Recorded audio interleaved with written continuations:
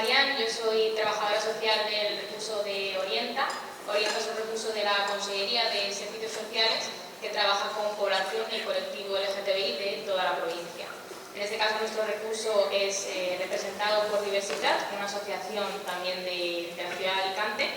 Y bueno, nuestro equipo está formado por 3 trabajadores sociales, 3 psicólogos y una asesora jurídica, aparte de 2 compañeros técnicos de apoyo que se encargan también de que pues, todos los casos que llaman salgan adelante. Por la parte de trabajo social, que es un poco la que me corresponde a mí, atendemos siempre a esa población del colectivo LGTBI que pues, hace una primera llamada, tiene una necesidad concreta, ya sea pues, en relación a su orientación, en relación a su identidad o incluso a su expresión de género, y a raíz de ahí pues, tiene una primera cita con un trabajador social para pues, trabajar esa demanda con la que viene. Muchas veces la demanda de esta persona no coincide con luego todo lo que hay detrás, y al final desde la parte de trabajo social nos encargamos de pues, hacer un análisis de toda la realidad que vive esa persona. La población diana que atendemos, sobre todo en Orienta, porque bueno, aparte de que sean personas del colectivo LGTBI, cada persona tiene su vivencia y tiene su realidad, es la población migrante, que a veces pues, la mencionamos muy poco. Pensamos que las personas del colectivo LGTBI son únicamente pues, personas de una clase media, personas blancas, que no tienen pues, otras necesidades, otras vivencias, pero nos encontramos con personas del colectivo LGTBI que son racializadas, que son seropositivas, que vienen de otros países donde su realidad es completamente diferente y por tanto pues, las atendemos, sobre todo atendiendo pues, esas necesidades concretas.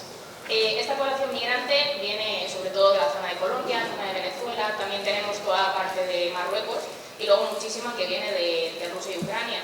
Toda esta gente viene huyendo porque pertenecen al colectivo LGTBI y en sus países no pueden serlo de una forma libre, son discriminadas, muchas de ellas pues, con penas de muerte, con cárcel y con penas muy grandes. Entonces desde Orienta pues, trabajamos toda la parte de pues, los procedimientos que les permiten regular su situación en el país pidiendo protección internacional porque es un derecho que tienen ante la discriminación que sufren en sus países de origen. Y luego por otro lado trabajamos muchísimo con personas trans, sobre todo adolescentes que pues, están en centros educativos, se activan protocolos dentro de los centros o que pues, por muchos motivos diversos sus familias no acompañan, no entienden o tienen dudas sobre qué es la identidad de género y cómo pueden trabajarla con sus hijos. Entonces eso es un poco lo que trabajamos y luego pues otra de las ramas que también intervenimos es pues ante los delitos de odio y ante casos de LGTBI-fobia, donde trabajamos muchísimo con nuestra asesora jurídica para ver cuál es la realidad de la situación que ha tenido que vivir esta persona.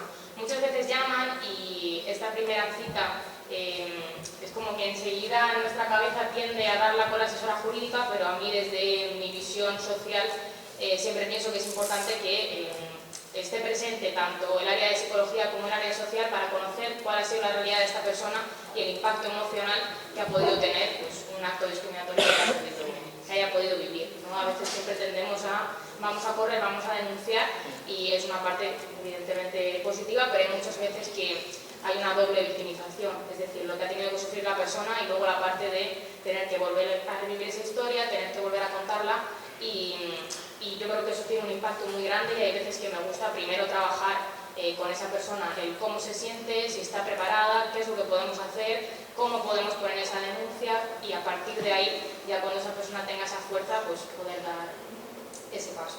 Así que eso es un poco lo que hacemos en Orienta, trabajamos con mucha diversidad y al final pues uno de los principios del trabajo social, según nuestro código deontológico, es tratar a cada persona de forma completamente individual. Entonces cada persona que forma parte del colectivo LGTBI tiene una realidad completamente diferente y por tanto cada una pues, tiene una necesidad concreta a trabajar. Eso sería un poco. Bé, l'altre integrant d'aquesta taula és José Fonta. Ell és integrant de la Policia Nacional, no recordo exactament quina és la unitat, ara molt l'explicarà. Equipo de... I bé, bueno, ens explicarà un poquillo quina és la seva tasca i, bueno, i si vols també, perquè delictes d'odi n'hi ha moltes classes, si vols pegar una pinzelladeta molt ràpida Muy bien, así es. Bueno, como ha presentado al principio, Aitor, dar las gracias por invitarnos nuevamente. Hemos trabajado durante ya prácticamente 3 años con él y también felicitar la charla que ha tenido porque hablaremos, está bastante bien. Qué bueno, gracias. Este año tenías que haber ido a la escuela de verano porque dimos lo de delito de odio y yo he salido bien. En principio yo soy delegado del equipo EVO de la provincia de Alicante. Entonces, bueno, todas las denuncias que entran de delito de odio, sea lo que sea delito de odio, entran a nosotros, ¿no? Tenemos que investigarlas. El componente somos 9 personas que estamos allí, ¿vale? Y sí que es cierto que se elige más o menos, no se puede decir de un perfil, pero sí se elige personas que estén un poco más o menos capacitadas para llevar este tipo de delitos, ¿no? En la Guardia Civil, evidentemente, está el equipo REDO, que lo llevan en las ciudades donde no hay Policía Nacional, y también en ciudades de más de 25.000 habitantes a nivel nacional se crearon los equipos de Policía Local. Todo esto según el segundo plan de actuación que tiene el Ministerio de Interior. El ministro ha puesto muy en boca y ha puesto mucho en sí de que esto siga para adelante, ¿no? Entonces, el segundo plan de actuación se frena ahora en 2024, será el nuevo, el tercer plan de actuación, con una serie de mejoras. Yo es cierto que escuchando a Saúl, lo que le hago es invitar a que lo que ha dicho del cambio se haga efectivo, porque también abogamos nosotros a la Policía Nacional porque ese cambio se haga efectivo en la ley. Hay que entender que el Código Penal se queda un poco flojo para nosotros. Está el 510, que es el delito de odio, pero claro, no existe un delito de odio, existe lo que se llama el discurso de odio, que es el 510. El discurso de odio podemos entenderlo como cuando un grupo va en contra de otro grupo minoritario, sea de la condición que sea. No estamos hablando solamente sexual, sino ideológico, cultural, filosófico, político, etcétera, etcétera. Y luego tendríamos solamente un segundo artículo, que es el 22.4, que es una agravante genérica dentro de cualquier otro tipo de delito, que puede ser una coacción, es una amenaza, y que después se puede aplicar el 22.4. Por tanto, tanto juristas como miembros y fuerzas de cuerpo de seguridad, te quedas un poco corto a la hora de poder aplicarlo, ¿no? Los delitos de conversión, que están ahora un poquito, como dijéramos, más en boca, se pueden trabajar, pero hasta cierto punto. Lo que nosotros hacemos es introducirlos a través de un delito de odio, también o una agravante genérica, o introducirlo dentro del delito contra la salud pública, porque, como ha comentado, va en contra de la salud pública. Eso de que se dice, no, bueno, es que esta persona decide si quiere cambiar o quiere, no sé, convertirse otra vez a su sexo o su género. Eso es una cosa que sabemos que no. La persona tiene que ser feliz, tiene que elegir su vida y tiene que buscar su calidad de vida. Por tanto, dentro de la Policía Nacional no cabe eso, ¿no? Nosotros, como hemos dicho, o como digo yo, entramos dentro de las 9 personas que nos ocupamos, entran todos los delitos de la provincia y lo que se hace es investigar cualquier tipo de delito. El segundo plan de actuación, lo que nos comenta dentro del Ministerio, a través de la oficina también ONDOT, que está en Madrid, esos delitos de odio se tienen que investigar todos. Cualquier persona que escuche, aunque no sea víctima, cualquier persona, aunque no sea víctima y crea que hay un delito de odio, tiene que ponerlo a disposición de la Fuerza y Cuerpo de Seguridad. Y digo de seguridad porque entran todas las policías, ya sea nacional, Guardia Civil, Policía Local, Policía Autonómica. Y se va a investigar, porque eso es de obligado cumplimiento. O sea que es un plan de actuación bastante amplio, ¿no? Bastante progresista, ¿no? Y de eso, evidentemente, los que estamos en el grupo nos apuntamos. Trabajamos las 24 horas. Yo me llaman personas, pues yo qué sé, me pueden llamar un viernes por la tarde, un sábado, un domingo y se la atiende. Y como ha dicho la compañera, que ellos trabajan también evidentemente muy bien, como cualquier ONG que está en este mundo, es tener un poco de que no cumplan la victimización secundaria que siempre hablamos, ¿no? Esas personas no pueden, a la hora de llamarnos por teléfono, a la hora de tener en comisaría, evidentemente, tenerlas 1 hora, 2 horas esperando. Se le atiende evidentemente en otro despacho, se habla con ellas tranquilamente, sin prisa. Si tiene que volver otra vez, vuelve y que nos cuente evidentemente lo que ha ocurrido. El tema que nos ocupa hoy en día, esta tarde, evidentemente es tema sexual, Fran, ¿no? Nosotros recibimos, sin exagerar, a lo mejor a nivel provincial, 1 o 2 denuncias a la semana. ¿Ha subido? Hombre, claro, ha subido. Hace 2 años no se ponían denuncias, entonces ha subido. Pero claro, no tenemos casuística de decir si eso es mucho o es poco. Lo determinaremos dentro de unos años, cuando salgan evidentemente unos números más o menos que sea reflejo de la sociedad. Todo va cambiando. Yo desde aquí lo que hago es invitar a todas las personas que tengan cualquier conocimiento de delito de odio que lo ponga de manifiesto en la Fuerza y Cuerpo de Seguridad. ¿Por qué? Porque se va a investigar, como hemos dicho. No hay que ver a distintos estamentos como se veían antes, cuando se vestían de gris o se vestían de marrón, ahora se visten de azul, ¿no? el venir de uniforme es para, evidentemente, quitar a lo mejor los prejuicios de las personas, porque claro, ver a una persona vestida de uniforme y lo primero que dice, esta persona vota a tal partido y de tal condición, y como yo le dije una vez a una diputada, no era una concejal, que le dije, usted no sabe qué condición sexual tengo yo, entonces no me catalogue, y ahí ya se quedó un poco diciendo, pues lleva razón. Entonces, lo que se trata es que se coja confianza, porque si no las personas no denuncian, si no nos ponen de manifiesto todo esto que nos estamos enterando, ¿no? Decir solamente eso, que estamos a disposición las 24 horas, y si no, pues a través de Aitor, poner en contacto con nosotros de cualquier situación que sepa, ¿vale? Bé, també estaríem... Jo crec que és interessant que parlem dels delictes d'odi que vos arriben. Quins són aquells delictes més comuns que vos arriben? Us entendim? Sí, vamos, yo entiendo más o menos bastante, si no pregunto, pero por menos cortés, si queréis saber, me parece. ¿Contesto? Sí. A ver, yo, antes de nada, yo soy muy crítico con el concepto de delito de odio, creo que se ha banalizado muchísimo, sobre todo por el movimiento asociativo, se le llama delito de odio a cualquier cosa y no todo es delito de odio. Hay delitos que son delitos discriminatorios, agravados por la Ley 22.4, o delitos de discriminación de acceso a prestaciones públicas y privadas, que no es delito de odio. Hay intromisiones ilegítimas en el derecho al honor que no tienen que llevarse por la vía criminal, que se tienen que llevar por la vía civil, y otras lesiones del derecho a la discriminación que se tienen que llevar por una demanda civil. Y creo que es importante identificar estas zonas distintas. Eso por un lado. ¿Qué es lo que más identifico yo como abogado particular, además de, pues, por ejemplo, en el trabajo que hago como abogado del 028? No sé si lo conocéis, 028 es un teléfono del Ministerio de Igualdad contra el LGTBI-fobia. Igual que está el 016 para la violencia machista, pues el 028 y allí estamos. Las 24 horas del día, equipo psicosocial, de 8 de la mañana a 10 de la noche, también equipo jurídico. Y atendemos pues, cualquier cuestión que tenga cualquier persona. Yo os digo, además, es que no porque esté yo allí de abogado, también hay otros como el que son abogados, son profesionales muy buenos, que atienden todas las realidades dentro del espectro de la comunidad LGTBI, y vemos de todo, pero un poco lo que preguntabas. Quizás, ¿qué es lo que yo más he identificado últimamente? Violencia LGTBI, fobia y persecución de espacios de cruising, para mí es una cuestión que no se está investigando mucho insuficientemente, pero cada vez recibimos más llamadas y recibimos más casos, es decir, gente, sobre todo gente joven, que va a espacios tradicionales históricos donde se practica cruising para analizarlo o para acosar a la gente que está allí, y no está habiendo buenas intervenciones. Creo que es complicado también cómo atajarlo, pues porque muchas veces los perpetradores o los agresores se aprovechan de la propia clandestinidad inherente al cruising para poder cometer esta violencia, y además para que los que están allí y las víctimas no quieran denunciarlo porque no se quieran significar como personas que estaban haciendo cruising.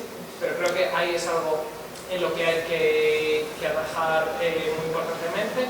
Número 2, violencia intragénero, hay muchísima, yo supongo que también lo habréis visto en Orienta, y eso es una putada enorme, perdón la expresión, pero también lo sabréis, la violencia intragénero no es delito en España.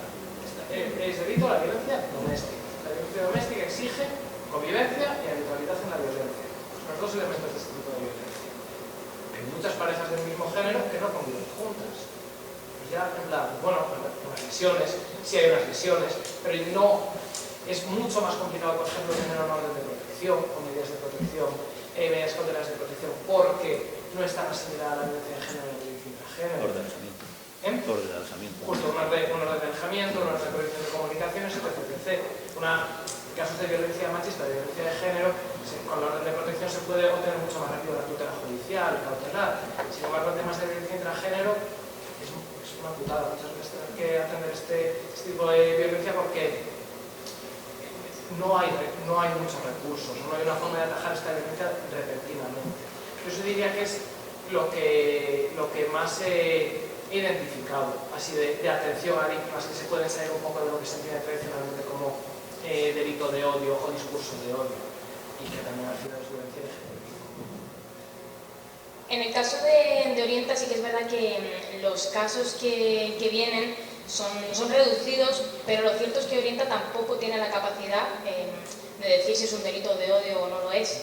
O sea, hay veces que la persona llama directamente diciendo que ha sido víctima de un delito de odio y luego sí es verdad que haces la entrevista y pues, a lo mejor no se sabe. Yo desde la rama social es cierto que no puedo saberlo, sí que es cierto que la asesora jurídica nos ayuda mucho a ello, ya que pues, pongamos esta denuncia y ya se valore que se ha considerado. Nosotros sí que es cierto que lo que más atendemos son casos de violencia en entornos de ocio, es decir, entornos de fiesta donde se han dado agresiones físicas y por tanto la persona ha venido a Orienta pues, solicitando información, sobre todo en relación a cuáles son sus derechos o qué es lo que puede hacer. Coincido con el compañero en que la violencia intragénero también es una rama importante y pienso que está muy poco trabajada. Hay muy poca investigación y muy pocos recursos. Mucha gente llama a Orienta porque ha sufrido violencia intragénero y ni siquiera nosotros tenemos esa capacidad de intervenir con personas que han sufrido violencia intragénero y tampoco tenemos ningún recurso al que derivarlas. O sea, la provincia de Alicante no cuenta con ningún recurso de violencia intragénero específico. Entonces es cierto que muchas veces tenemos a la persona a la deriva, no sabemos muy bien hacia dónde derivarla y eso también es una forma de discriminación por parte nuestra y por parte de nuestra comunidad, ¿no? Que en este caso no tiene algo específico. Pues nuevamente estoy de acuerdo contigo. No me voy a tener que meter yo en el cuerpo. Cuando quieras. Ahora hay no límite de edad. La cuestión es que lo que se dice es totalmente razón. O sea, las leyes se hacen, bueno, las últimas leyes importantes que se han hecho un poco en España van un poco a caballo de lo que la Unión Europea determina a través de directivas y resoluciones.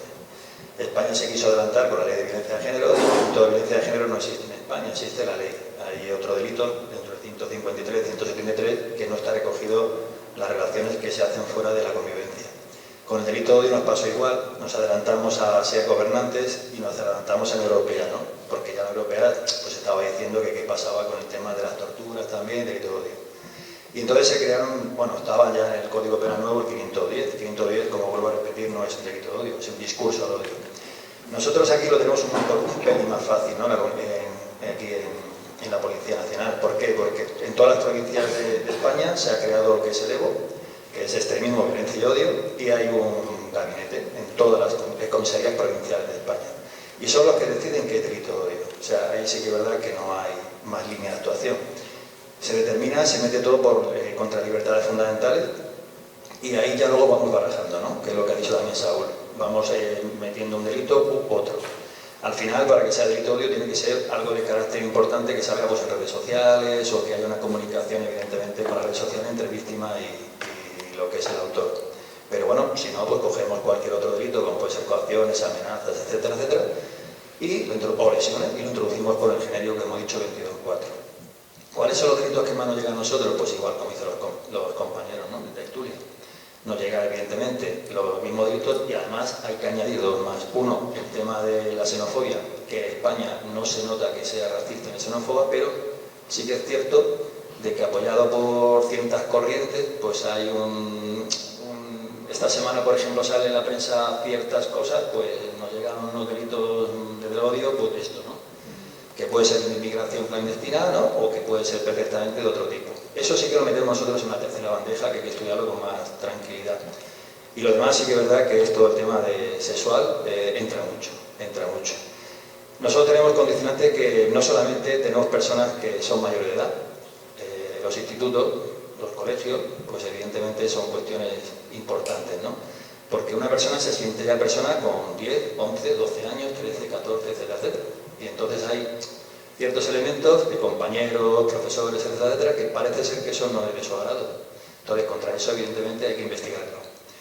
Claro, hay personas, sobre todo niños de 12, 13, 14 años, adolescentes, que no se atreven a denunciar, como han comentado. Esa investigación se queda, pues, evidentemente, corta. Denunciar ya ni os digo. Y ir a alguna asociación, complicado. Por eso, siempre que damos una charla o algún curso, alguna ponencia, la Policía Nacional, la Guardia Civil, Policía Local, que es la que llevan los elementos que hemos dicho, integrantes, invitamos a que cualquier noticia que tengan, no hace falta poner una denuncia, es simplemente poner el conocimiento, porque de ese conocimiento nosotros ya investigaremos y ya veremos lo que tenemos que hacer. Porque, como voy a decir, hay personas que están viviendo en el mismo bloque que no se atreven a denunciar por lo que puedan decir los vecinos o por si pueden tener represalias. Hasta ahí podríamos llegar al siglo XXI.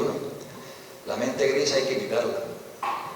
Hoy hemos vuelto a hablar con Aitor de un tema que hay por aquí, por Alcoy, que habrá que pulir, pero vuelvo a repetir, como le he dicho, las mentes grises tienen que irse ya de nuestra sociedad, ¿no? Y siempre se invita, sobre todo, a eso, cualquier línea de investigación que nos pongan en contacto. Y los delitos, pues bueno, lo que hemos estado comentando.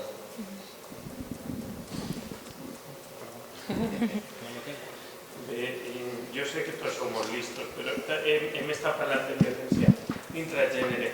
Algú podria explicar, com si fos per a xiquet, per a gent que no sap, en què consisteix aquesta violència intragènere i algun exemple? A ver, en el caso de Orienta, sí que cuando hablamos de violencia intragénero, hablamos de la violencia que se da entre dos personas del mismo género. Es decir, sobre todo nos pasa con dos mujeres, que una ejerce pues, una relación de poder sobre la otra, hay una violencia en esta pareja, pero no es igual que una violencia de género, no se considera igual. Entonces ahí es cuando entramos en no saber cómo trabajarlo. Claro, yo aquí, justo la violencia intragénero se caracteriza por violencia entre personas del mismo género y unidas en una relación de pareja o expareja. Pareja, matrimonio o relación de análoga al matrimonio. Como bien dice la compa, absolutamente cierto, las maneras y las formas en las que se perpetra la violencia intragénero muchas veces puede tomar similitudes con la violencia de género, con la violencia machista en pareja, pero no siempre es igual. Yo los casos que he identificado muchas veces, por ejemplo, parejas de hombre, también depende de las circunstancias complejas de las víctimas, pero amenazas de desacralizar y de sacar del armario, hay mucha violencia muy coactiva, hay pues eso también violencia física, control de los espacios, negación, en plan, hay el otro día también en relación de todos estos debates que ha habido, por ejemplo, por Twitter estos últimos días en relación con la violencia sexual contra los hombres, a raíz de lo que comentó Ayuso, los hombres bisexuales es el porcentaje de hombres que más violencia sexual viven en pareja, por ejemplo, dentro del colectivo los que más violencia sexual viven, por ejemplo, la violencia sexual en pareja puede ser otra forma de violencia intragénero, etc. Que al final es un poco como, típicamente hablando, la violencia de género, pero en parejas del mismo género, que se produce porque el cis heteropatriarcado pues, nos corta a todos de la misma forma y establece dinámicas de poder en todas las relaciones, pero que se perpetra y que se materializa a veces a través de otros tipos de violencia distintos que nos parecen. Claro, es un poco como si se considerase que entre dos mujeres no puede haber una relación de poder y ninguna va a estar por encima de la otra porque en esa relación no hay un hombre. Pero la realidad es que sí que puede darse. Sí, el tema es que nosotros, por ejemplo, como equipo Evo, cada mes, antes del día 5, hay que hacer un resumen de todo lo que ha ocurrido en la provincia y mandarlo directamente a la Secretaría de Estado de Seguridad. Y esa oficina la controla el secretario de Estado, que a su vez, el mismo día, tiene que tener informe para que el ministro lo vea, ¿no? Entonces se van haciendo pequeñas prerrogativas, ¿no?, de decir cómo se podría a lo mejor algo mejorar. Y es una de las cuestiones. Nosotros recibimos, no al mes, pero bueno, llevamos 2 años trabajando, se ha recibido alguna denuncia de alguna persona que dice, bueno, yo quiero evidentemente también una orden de alejamiento o quiero también el sentirme evidentemente protegida, ¿no? Pero eso no se le puede dar, porque eso lo tiene que determinar el juez. Cuando hay violencia de género nosotros sí que podemos hacer directamente ya eso, o sea, proponerlo, ¿no? Pero es el juez el que lo determina. En este caso, claro, como no es dentro del distinto sexo, pues como sabemos eso, ahí nos quedamos un poco cortos, ¿no? Sí que es cierto que se hace una diligencia de informe. Cada atestado que va de delito de odio al juzgado se hace una diligencia, evidentemente, de informe, donde se pone, evidentemente, todos los puntos de esos indicadores de polarización donde ha habido delito de odio o cualquier otro tipo de agravante, ¿no? Solicitando algunas medidas cautelares, ¿no? Pero bueno, ahí ya nosotros nos quedamos hasta ahí, ¿no? esperemos que, bueno, con este tercer plan de actuación y con modificaciones que se haga, pues se pueda mejorar, ¿no? Siempre vamos a mejorar. Bé, jo crec que acabem esta ronda de preguntes i deixem que el públic pugui fer aquestes consultes. Què podem fer? Perquè José ja ha donat unes pinzellades, però què podem fer si patim aquesta violència, algun tipus de violència de les que hem estat parlant així?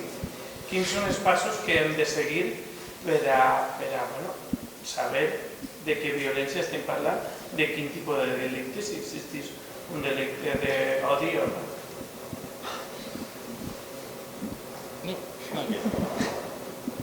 A ver, yo como abogado, además que en general doy muchas charlas sobre esto, os voy a dar como unos tips de cosas que hay que hacer siempre.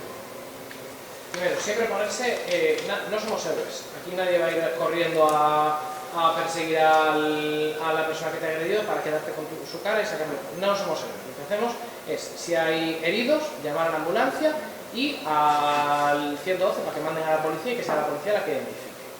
Dicho esto, si la violencia se produce a través de mensajes, capturas a los mensajes y cuanto antes en el juzgado que los cotejen para que den prueba física o en la policía mismo para que sea la policía la que vea las fotocopias y lo que aparece en el móvil. Todas las personas es perfectamente lícito grabar las conversaciones en las que participáis. No es delito, no os pueden hacer nada. Si luego los difundís en redes sociales, sí. Pero vosotros grabarlo para utilizarlo como prueba en un procedimiento judicial es perfectamente lícito. Y yo lo recomiendo siempre. Os digo, cuidando nuestra integridad. No ir con la cámara a grabarle la cara al señor porque entonces igual te meto una hostia. Pero grabarlo para luego utilizarlo como prueba. Pues si, por ejemplo, muchas veces en temas de violencia intragénero, yo recomiendo a las víctimas que nos llaman de, bueno, pues intenta grabar esta conversación porque igual así ya tenemos esta prueba. 3. Si te da un cuadro de ansiedad o un ataque de ansiedad, no te vayas a casa, vete a urgencias, que te haga un parte, porque así, con ese parte médico, se va a poder establecer una relación de causalidad entre las lesiones que tú presentas, el evento delictivo que tú estás denunciando, y se va a poder acreditar, si no, un delito de odio, lo que sea, un delito de lesiones psíquicas o psicológicas en función de, pues eso, el tratamiento que te dé y lo que sea un delito contra la integridad moral, y se te va a poder pagar una indemnización. Es muy importante ir al médico, al servicio de urgencia. Sabemos que no hay que colapsarlos y demás, pero bueno, pues hay que ir, y además si lo estás pasando mal, no hay que aguantarlo. Y eso, y ponerlo en manos de profesionales. Yo recomiendo mucho ir a los servicios especializados de las fuerzas y cuerpos de seguridad del Estado. Sí que es cierto que a mí me ha pasado, y yo espero y sé que cada vez son menos, pero también hay veces que yo tengo víctimas que dicen: he ido al cuartel de la Guardia Civil de mi pueblo y me han dicho que no, que esto no es delito. Vale, si te dicen eso en la Guardia Civil, ve al juzgado. Las denuncias en el juzgado de instrucción, se inicia el procedimiento siempre. Igual lo archivan al momento, pero el juez se la tiene que leer. Entonces, por el hecho de que un policía que no se sepa bien la lección o que no tenga una formación suficiente te diga que no es delito, no te quedes ahí. Ve al juzgado y pon la denuncia al juzgado, aporta todas las fotografías y todas las pruebas que hayas recabado. Y mi recomendación siempre, igual aquí también es porque tiro yo un poco, porque yo soy abogado, es que si puedes permitírtelo, lo consultes como abogado. Muchas veces, o con una asociación que te pueda dar servicios jurídicos o lo que sea, muchas veces que una denuncia prospere o no depende mucho de cómo está planteado y de cómo se cuenta la historia, de cómo tú declaras en el juzgado y de cómo, si tienes un abogado que vaya a solicitar diligencias de investigación o no. Entonces, obviamente el acceso a la justicia en España es una mierda y tú, por ser víctima de un delito, no tienes que verte obligado a desembolsar pasta a un abogado. Pero si puedes permitírtelo, o si hay alguna asociación cercana, pues como está la gente de Orienta, que te puede preparar y te puede acompañar a denunciar, recurre a ellos, porque un abogado siempre te va a decir: no, mira, no digas esto porque tal, o haz más énfasis en esto, o si a ti se te olvida contar algo, te va a poder preguntar delante del juez. Entonces siempre confía en profesionales del derecho, que al final pues tenemos esa formación por algo. Claro. Y esas son mis recomendaciones de qué hacer. Bueno, yo por parte de Orienta sí que es verdad que no tengo tanta formación en ese área, pero sí que es cierto que yo animo mucho a la gente a intentar primero pues, paliar ese miedo que muchas veces las personas tienen. Yo sobre todo me pasa con personas migrantes, que tienen mucho miedo a ir a denunciar, no saben si pueden hacerlo porque no tienen documentación, tienen como ese miedo de, es que si voy a denunciar cuando no tengo documentación seguro que me detienen y vuelvo a mi país de origen. Intentamos hacerle ver que esto no es así, pero yo creo que la parte de ofrecer información y que hayan entidades específicas para la realidad de esa persona, en este caso entidades LGTBI, que te puedan dar una información y un asesoramiento adecuado sobre qué es lo que puedes hacer, creo que es una parte muy importante, porque al final reducimos ese impacto y ese miedo que a veces tenemos por información que nos llega pues, externa, ¿no? De no vayas a denunciar porque si no esto, no tomes esta decisión tan rápido, primero piénsatelo, ¿no? Al final vamos un poco mareando a la persona en vez de pues, animarla y darle una información correcta que sobre todo viene dada de profesionales que están especializados.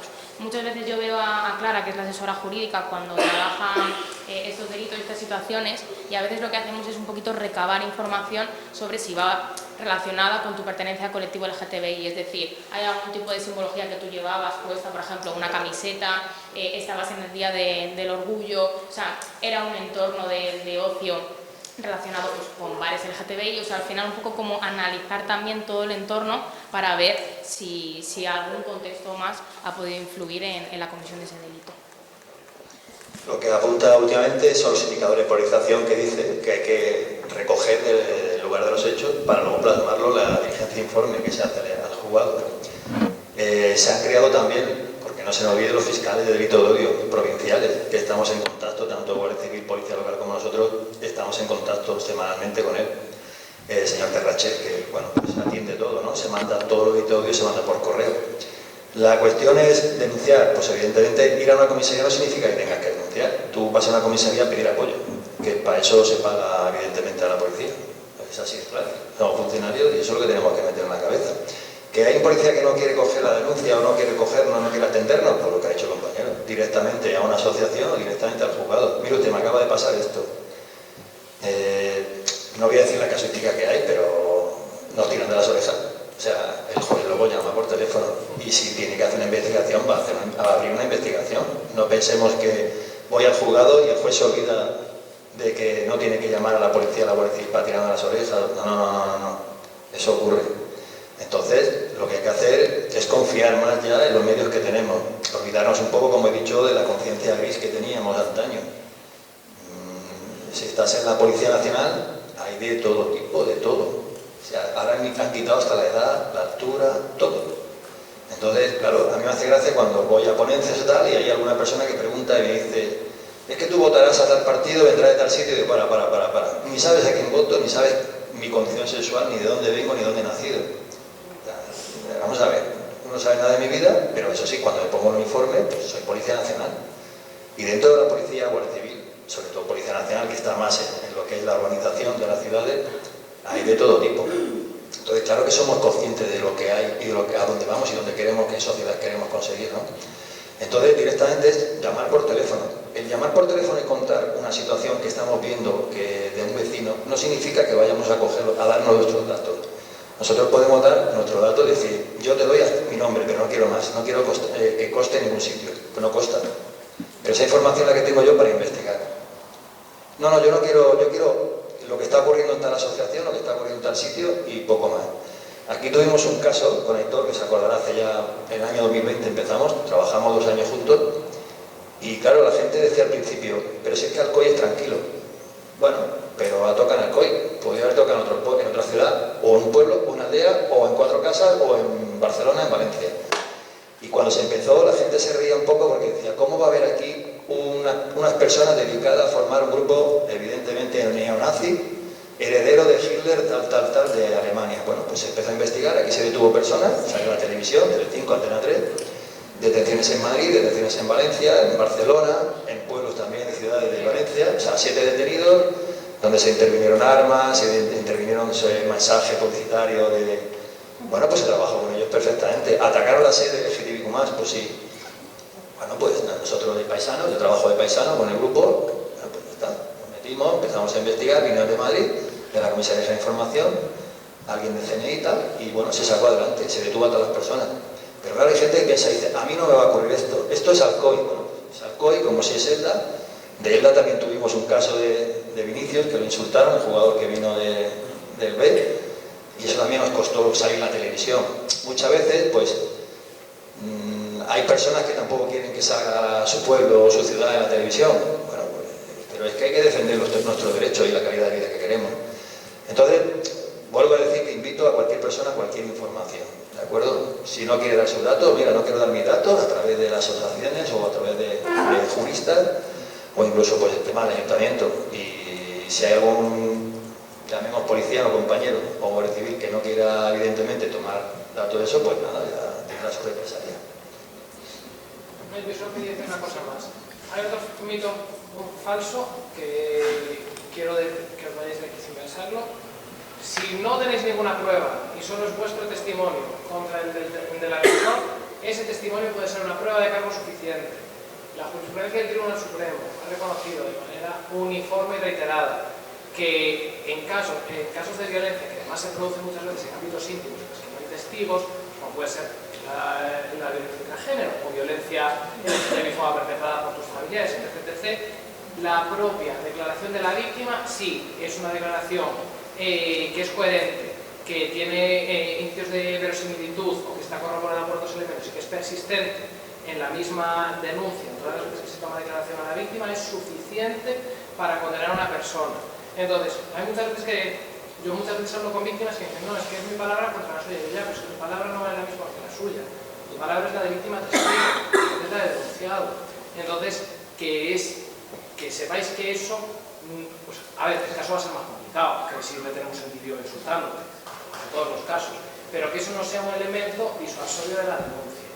Vosotras denunciáis, y luego ya los profesionales, desde cualquiera de los puntos en los que estamos aquí, nos encargaremos de armar el mejor caso posible para evitar que esta violencia quede impune. No lo hagáis porque penséis que no va a pasar.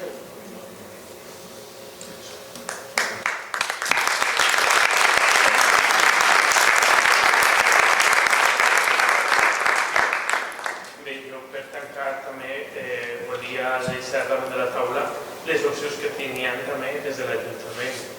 Tenim una policia local que a més està molt implicat en la Policia Nacional, tenim una unitat de violència de gènere i delictes LGTBI que a més està extremadament sensibilitzada i que Aitor sap perfectament i la Policia Nacional també, que fa en qüestió de mesos vam tindre una exposició així davant d'aquest edifici que va patir una agressió, va patir unes pintades i que gràcies al treball d'aquesta unitat de la policia local en menys de 12 hores es va trobar a la persona que va agredir aquesta exposició i li van passar la informació a la Policia Nacional. A més, també tenim el Departament d'Igualtat i polítiques LGTBI i evidentment també estan les dues associacions que tenim a la ciutat, una LGTBI Mariola i una altra Cos d'Igualtat, que saben com actuar i vos poden també assessorar. I bé, jo crec que és el moment que feu unes preguntes si se vos ha quedat algun dubte.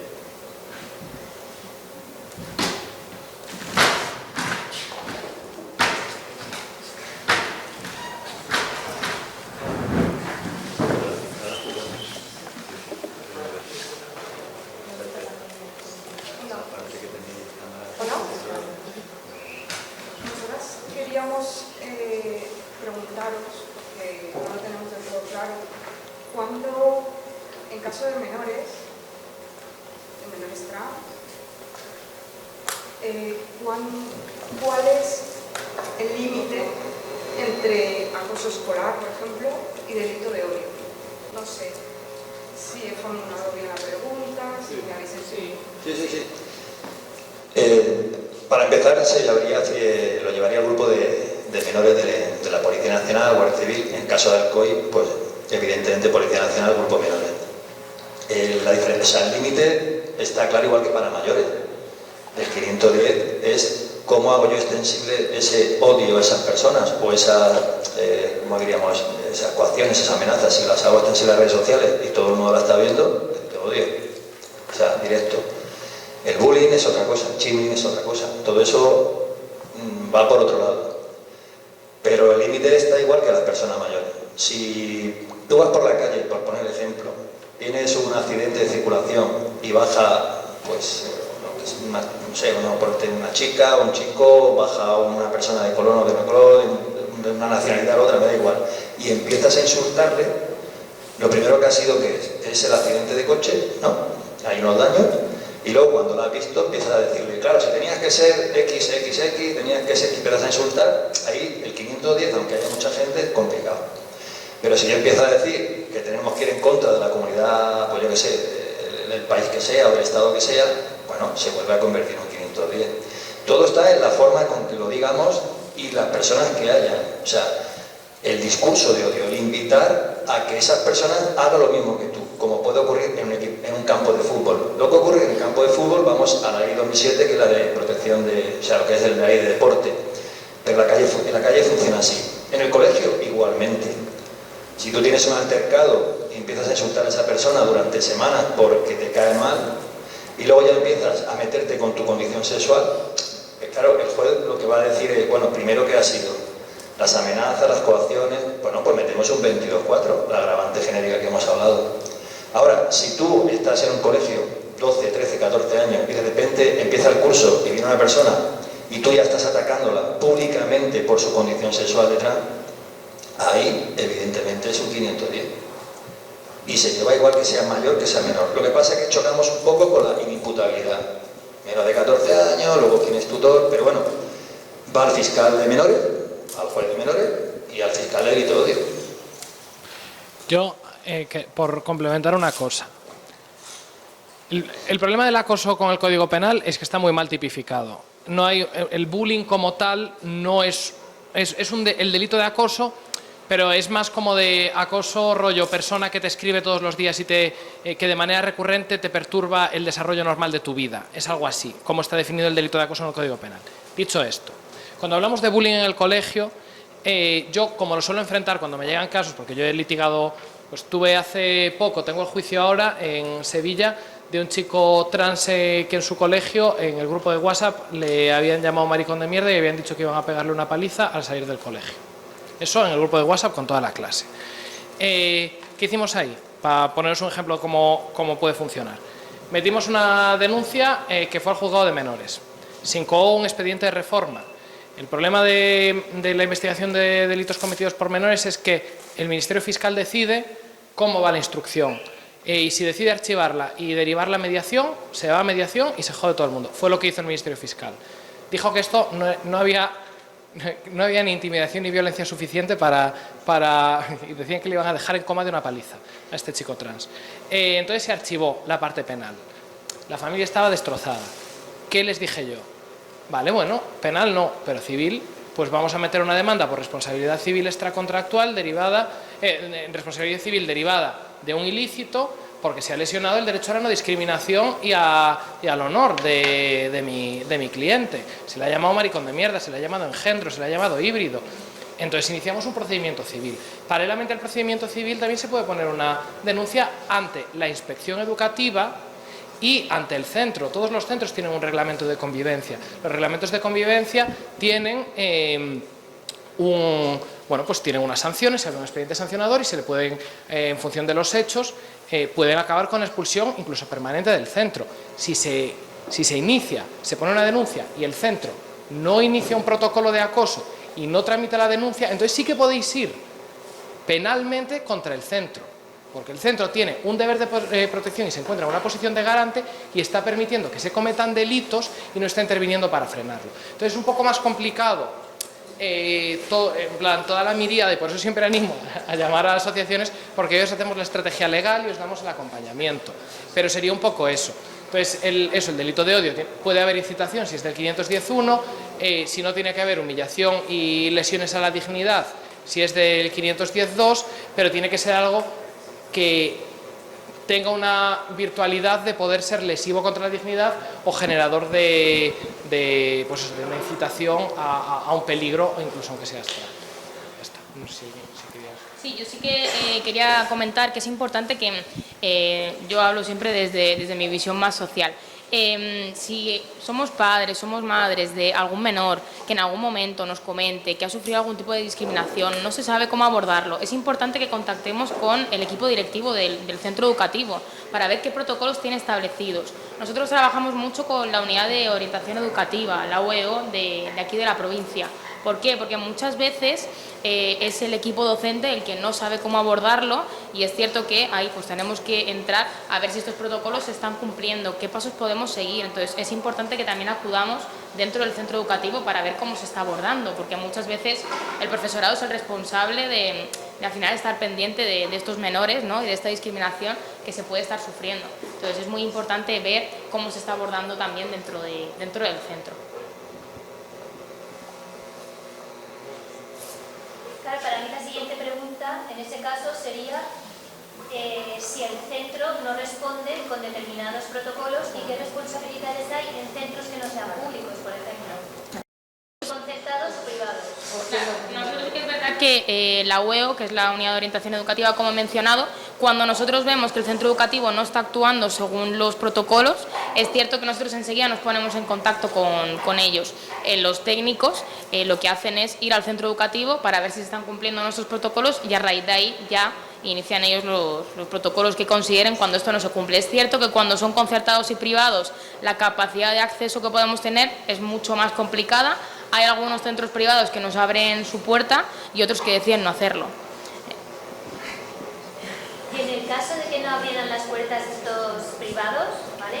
¿La denuncia podría ser realizada directamente por los progenitores? Sí.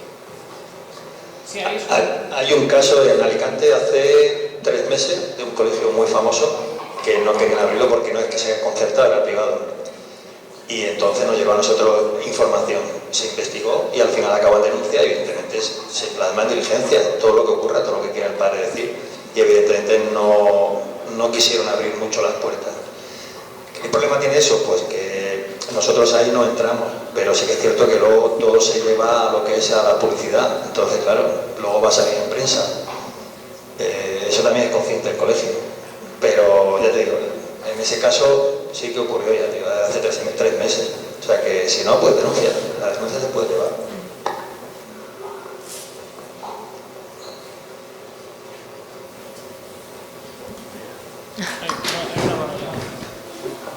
A colación de todo lo que está bien, habéis dicho que se pueden hacer grabaciones en las que tú participes y demás. Tenemos el problema de que ahora los centros educativos, a partir de 15 años y menos de 14, están habiendo ya limitaciones en el uso de dispositivos digitales, de móviles, o que la tableta incluso se queda en el centro. Entonces, un menor, ¿qué pruebas puede aportar en este tipo de casos de ya no solo los delitos de odio, sino que acoso, delito de odio y demás, si no puede tener un móvil? Entiendo que entonces es algo que no puede utilizar.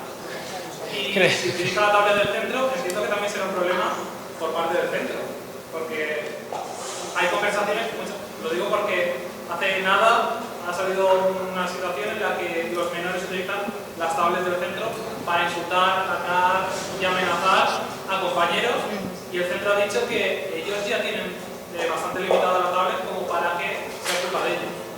No sé si lo habéis visto, si no os lo pasaré, pero es muy divertido este caso. Sí, vamos, este año se ha puesto de que las tablets de muchos institutos, y eso se va a hacer extensible al año siguiente, se quedan en el instituto o en el colegio, empiezan creo que en el tema de secundaria.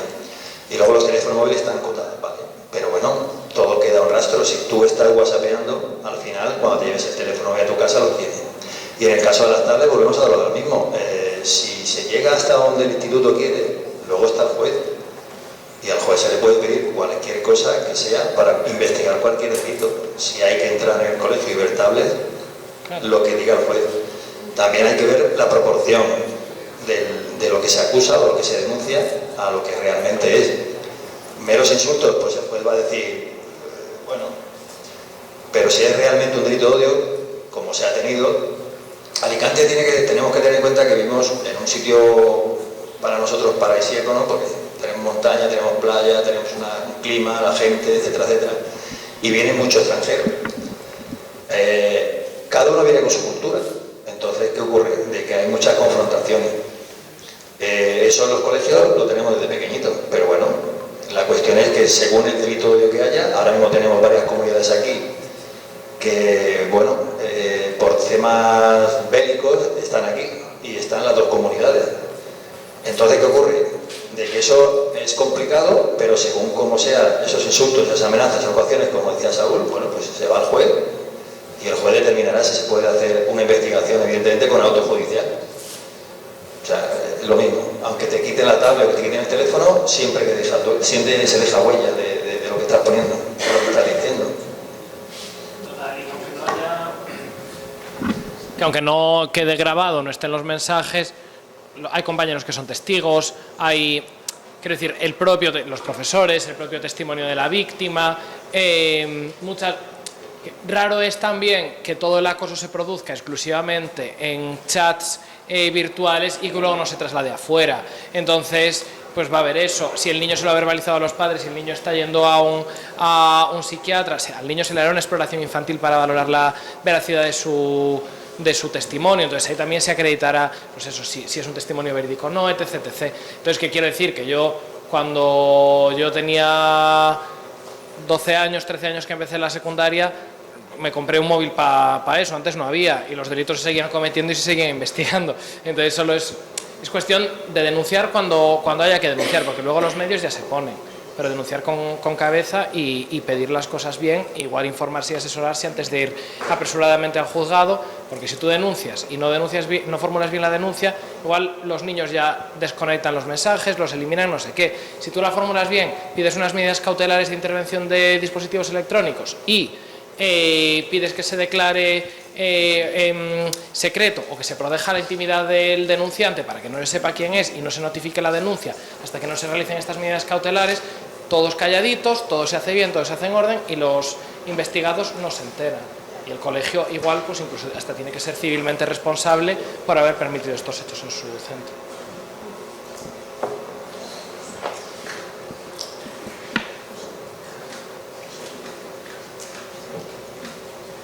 Bueno, pues si no hi ha ninguna pregunta, queda un últim acte i jo crec que mereix la pena que es quedeu. Moltes gràcies, José.